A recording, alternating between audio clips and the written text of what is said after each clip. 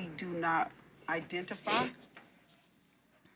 When I was going through the stages of healing, I was mad at myself. I was mad because I cannot believe I'm going through this. Not once, but again. And people look to me, oh, you're strong. Surely you can handle this. Oh, you're crazy for going through this. I can't believe you even accepting this. But there's only a few in my circle that know I'm being abused. Because they're judging the outward appearance. They're judging that strong demeanor. Just because I can preach and I can teach and I can cook and I can go and be a parent or a grandmother, they take all these things and say, you? But majority of the time, it is the strongest one who hide it the best. Right. Yeah.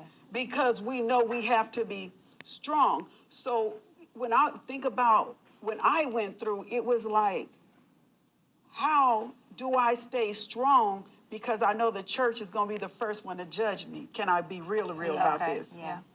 And so, because now the church is supposed to be the hospital, but if I come to the hospital is going to judge me. Yeah.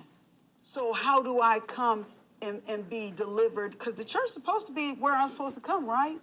But it's often the times where you run away the most. So I had to have a relationship with God and have a relationship with a small group of people that love me. And unfortunately, that small group didn't always come from the church because it was those who I had to hide from the most because they are the most judgmental when they're supposed to be help healing me.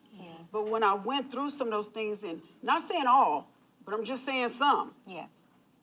And you have to pull away. And so it puts you like in a fetal-like position.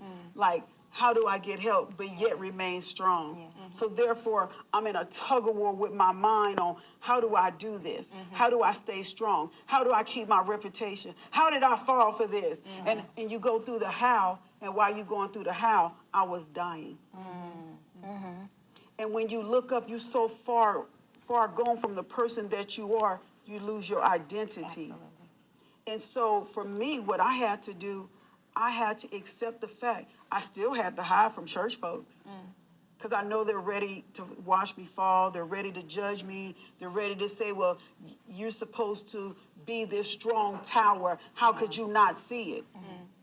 Well, if love covers a multitude of faults, you want to know how I didn't see it? Because I was in love. That's how I didn't see it. How do we not see a lot of things? Because we're in love. So when I think about the healing and promoting each other, is how can I help you heal unless I love you? Because even the abuser you're protecting because you love them. So a lot of times we don't see anything is because we're in love, and that's why it takes that outside source that loves you enough to want you healed to be there for you. Knowing everything that's going on, because I'm a true believer. You have somebody that knows everything. So if anything happens, you already know. They know where to start looking. That is sad.